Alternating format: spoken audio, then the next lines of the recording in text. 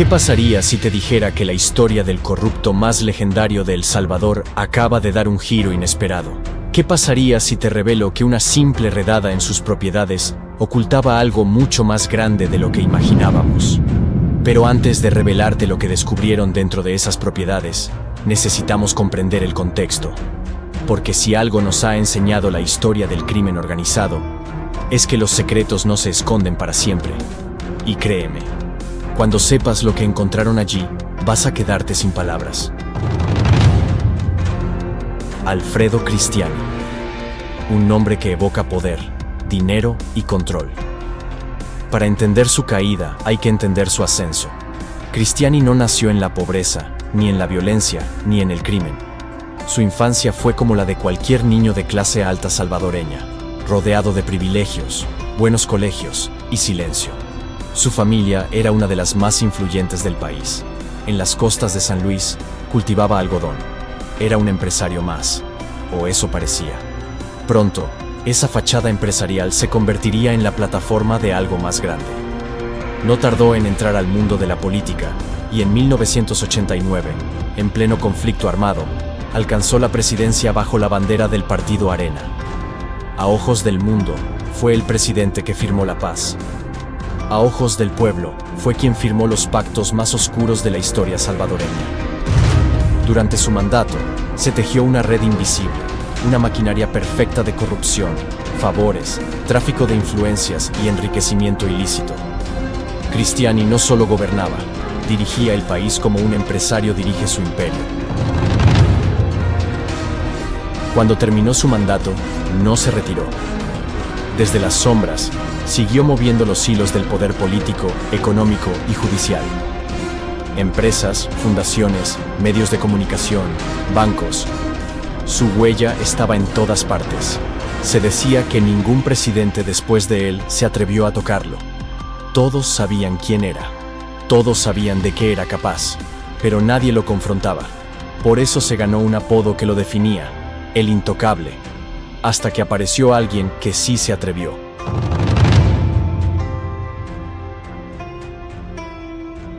¿La llegada de Bukele y el cambio de reglas? Cuando Nayib Bukele llegó al poder, prometió limpiar la casa. Muchos no le creyeron. Pero él no hablaba por hablar. Uno a uno, comenzaron a caer nombres que antes eran intocables. Exministros, jueces, diputados. Todos enfrentaban cargos. Todos fueron puestos bajo la lupa. Pero había una figura que seguía sin tocarse: Cristiani. Bukele sabía que enfrentarlo no sería fácil. No se trataba solo de un expresidente. Era un símbolo, un tótem. Y como en toda estructura corrupta, derribar al símbolo podía desmoronar todo el sistema. Y entonces, en silencio, sin avisos previos, se preparó una operación histórica. La redada que lo cambió todo. Una madrugada silenciosa, en distintas zonas del país, se ejecutó el operativo. Policías, fiscales, agentes de inteligencia, todos con una sola misión: incautar y registrar las propiedades de Alfredo Cristiani. Lo que encontraron superó cualquier expectativa. Más allá de mansiones, vehículos de lujo, obras de arte y bóvedas de dinero en efectivo, encontraron algo más, algo oculto, algo que ni los más cercanos a Cristiani sabían que existía. En una de las propiedades más alejadas, en el occidente del país, hallaron una bóveda subterránea sin registros oficiales. Dentro, carpetas clasificadas, discos duros, grabaciones y, lo más escalofriante, una red detallada de corrupción que abarcaba décadas.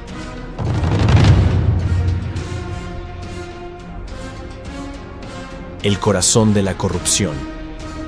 La bóveda revelaba un mapa del poder. Cuentas bancarias en Suiza, Panamá y Estados Unidos.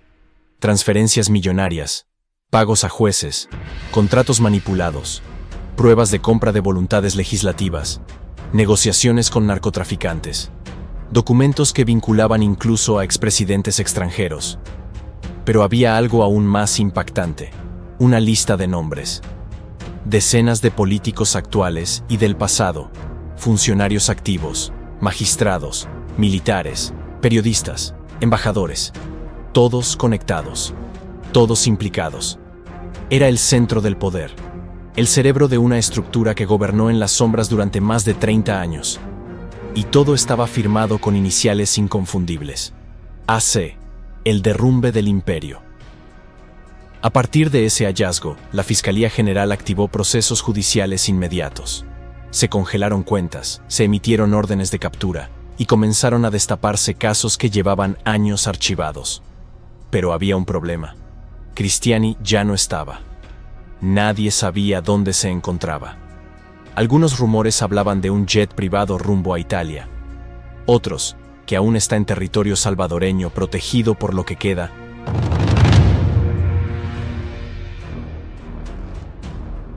de su red.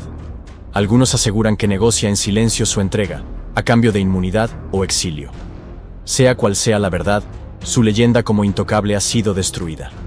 ¿Y ahora qué? El país entero quedó en shock. La prensa internacional cubrió el caso como un hito anticorrupción en América Latina. Bukele, en cadena nacional, dijo: "La corrupción no solo se roba el dinero, también nos roba el futuro. Y este hombre, por años, nos robó todo". Pero este no es el final de la historia. Al contrario, es solo el principio. Porque si Cristiani cae, caerán con él todos los que se beneficiaron de su sistema. Las investigaciones apuntan a una red con ramificaciones en Colombia, México, Estados Unidos y España. Las próximas semanas podrían cambiar el tablero político como nunca antes. La caída del mito Cristiani construyó su imperio sobre el silencio, el miedo y la impunidad. Gobernó sin corona, pero con poder absoluto. Mantuvo las apariencias mientras dirigía una maquinaria oculta, pero olvidó algo esencial. Los secretos nunca duran para siempre. Tarde o temprano, alguien decide hablar. Y cuando eso pasa, el castillo de mentiras se derrumba solo. Hoy, Alfredo Cristiani ya no es una figura de respeto ni admiración. Hoy es un fugitivo, un símbolo de la decadencia, el rostro de una época que está llegando a su fin, una pregunta sin respuesta. Y sin embargo, queda una duda que nadie ha podido responder. ¿Fue Cristiani el verdadero cerebro de toda la corrupción en El Salvador? ¿O solo fue una marioneta más de un sistema aún más profundo? Porque si lo que se encontró en esas bóvedas es solo una parte de lo que realmente existe, entonces lo que viene podría ser aún más devastador. ¿Y tú? ¿Estás preparado para conocer toda la verdad?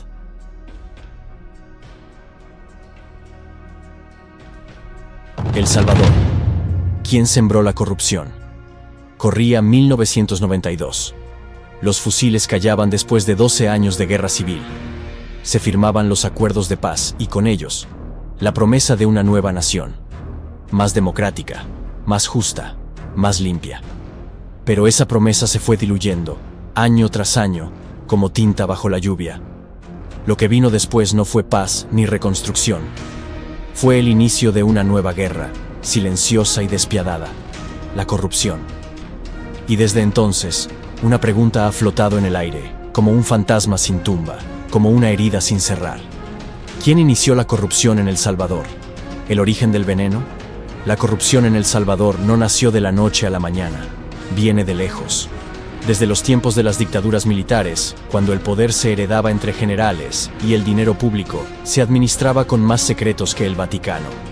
Pero fue tras los acuerdos de paz que la corrupción tomó forma moderna, estructurada, meticulosa. Con la llegada del partido Arena al poder en 1989, comenzó una era marcada por discursos liberales y promesas de desarrollo. Se privatizaron bancos, empresas estatales, telecomunicaciones. Pero detrás de cada venta hubo una sospecha, un pacto, una mordida. Los beneficios se concentraron en pocas manos, muchas veces ligadas al propio partido. Los primeros gobiernos democráticos consolidaron una red de corrupción legalizada. Sobresueldos sin control, contratos adjudicados sin licitación, plazas fantasmas y, sobre todo, la apropiación del Estado como botín político. Capítulo 2. Arena y la institucionalización del saqueo. Arena gobernó durante 20 años consecutivos, desde 1989 hasta 2009. Durante ese periodo, la corrupción dejó de ser una excepción para convertirse en norma. Alfredo Cristiani, el primer presidente arenero tras la guerra, impulsó las privatizaciones más significativas del país. Las instituciones bancarias fueron vendidas a empresarios cercanos al partido. Aunque nunca fue procesado judicialmente, su nombre ha aparecido vinculado a operaciones millonarias de dudosa transparencia. Francisco Flores, presidente entre 1999 y 2004, fue acusado de malversar 15 millones donados por Taiwán para los damnificados del terremoto del 2001. Murió bajo arresto domiciliario, sin pagar realmente por el crimen. Antonio Saca, presidente entre 2004 y 2009, terminó condenado por peculado y lavado de dinero. Desvió más de 300 millones del Estado a cuentas personales y de sus empresas de publicidad. Fue una red de corrupción con tentáculos en múltiples ministerios. Durante esos años, el Estado fue saqueado desde dentro. Todo se negociaba. Cada voto en la asamblea, cada contrato estatal, cada plaza laboral. El pueblo miraba, impotente. Sabía que algo no andaba bien, pero las elecciones seguían llegando y los colores de siempre seguían ganando.